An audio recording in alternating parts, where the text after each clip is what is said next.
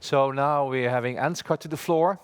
Ansgar is heading European policy affairs in Roche, and also the chair of the HTA working group of EFPIA.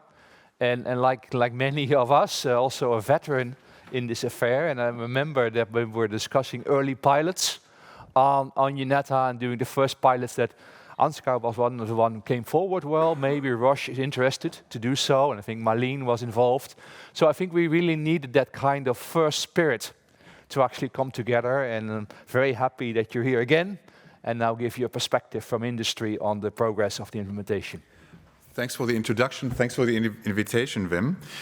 Let me connect directly where Michael Ermisch stopped. I think he presented some real insights into how a large payer organization in a very large member state is preparing for what's there, has the resources to engage, we need to say. So it has the resources to see how this can potentially improve national processes. I'm looking here to quite some colleagues in the room, and I know online there's many colleagues from industry that certainly in large companies haven't established internal work packages, work streams to really prepare operationally for these first submissions that are expected in 2025. What are they doing? So in these work streams, first they really seek clarity. I mentioned this earlier. I think the more information that can be provided about the processes in implementing acts, but also about the work of the coordination group. We've seen the work of UNETA 21 as proposals for adoption here. I think the better. The more we can scope, can understand how many resources are involved. A lot of what we do internally is to explain what this process means.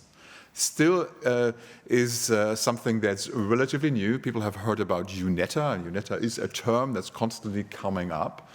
But this is now a very systematic process which requires more. It requires more from companies than what we have shown in pilots. We try to scan our own portfolio, and certainly in a large company there is more to scan to see which products are in scope. Those that work in this space know that timelines shift constantly, but you have by now an idea of what may be in scope in 2025.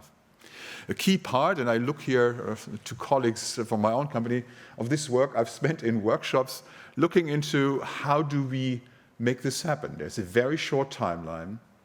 We talk about the most critical pre-launch phase of a medicine's launch. I think it's a regulatory led process usually at this stage, and we have to mimic, we have to integrate, we have to link to this process with our very own requests. It's not the same information that's required.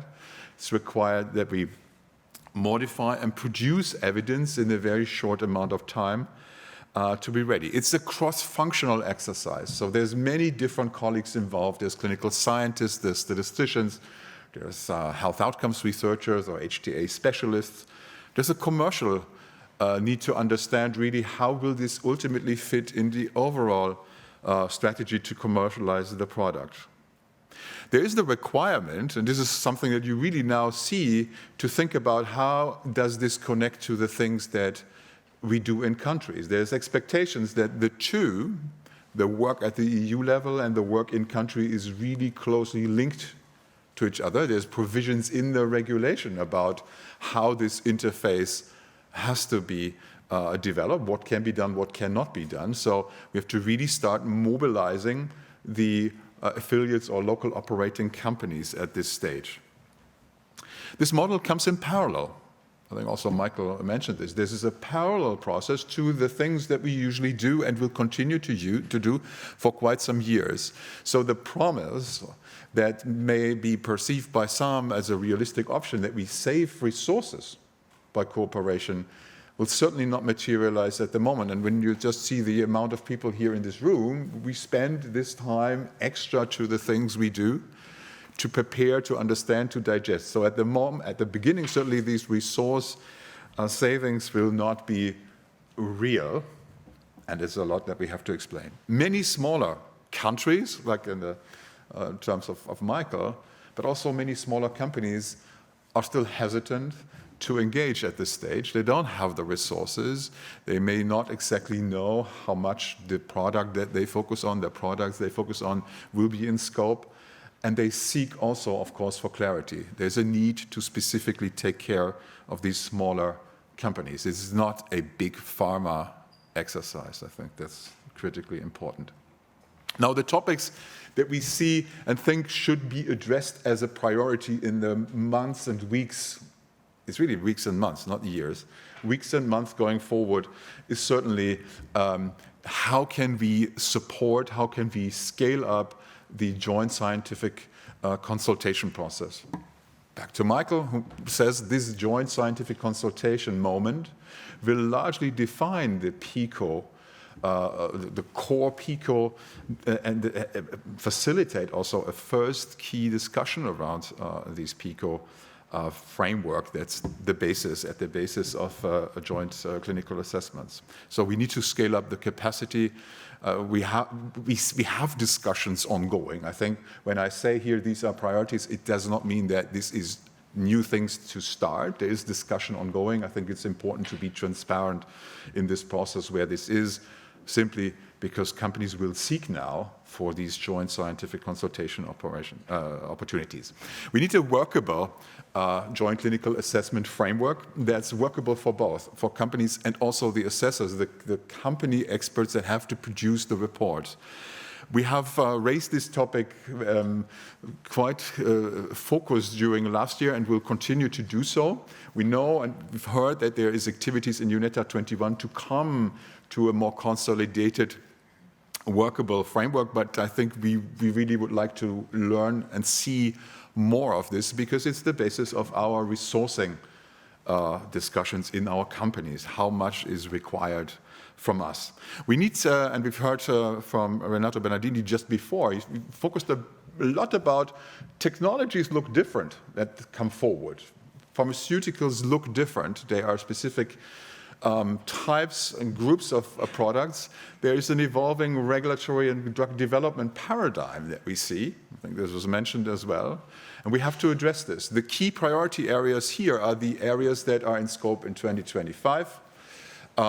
We talk about oncology, we talk ATMPs. These are the areas that will reveal very quickly the biggest challenges that we face in the field of HTA and evidence development.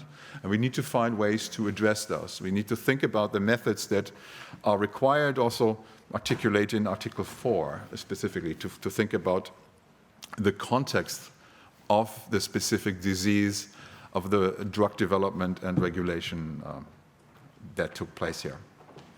We need to involve, and I will see this, and you will see this as a constant theme, I think we need to use the insights of experts that are out here in the room, that will be out there when products are assessed. And we need to do this in the best interest of the time, of using the time that's available to make sure that patients, clinical experts, and certainly here companies have a chance to be part of the process, bring their insights, inform about changes to the process during this process. We need to create a space for this engagement during the process. And then we talk about national decision-making processes. There's a lot that needs to be adjusted.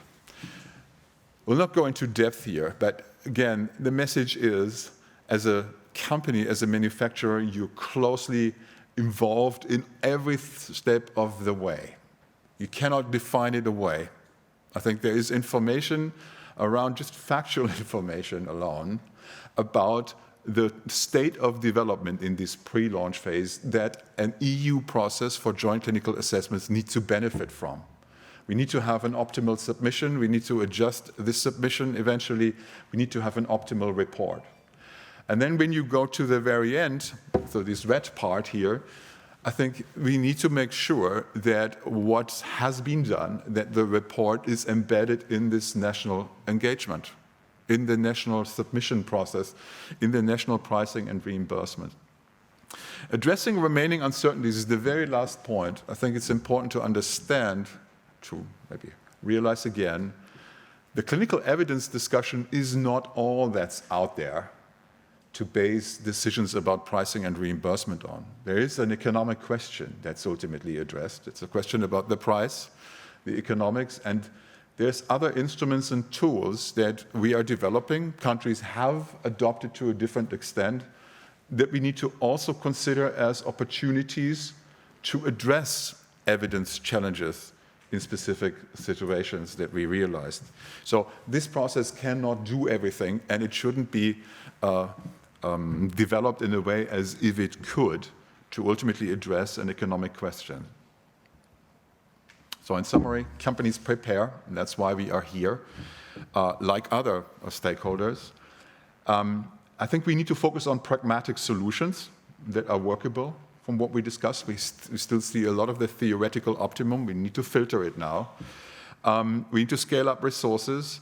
We need to mobilize stakeholder insights and their creativity. I think we will come and struggle, and we've seen the struggle, for example, around defining the scope of a joint clinical assessment. And I strongly believe, and I'm sure, I've seen many payers in other countries have seen this, HTA agencies in many of the countries have seen this, that processes that systematically integrate health development, health technology developers lead to a better, faster, higher quality outcomes. We need to manage conflicts of interest, of course, but ultimately need to mobilize these insights. We need to be careful that this process really is the opportunity, becomes the opportunity to provide faster information for faster access decisions, and really doesn't slow this down. Thank you.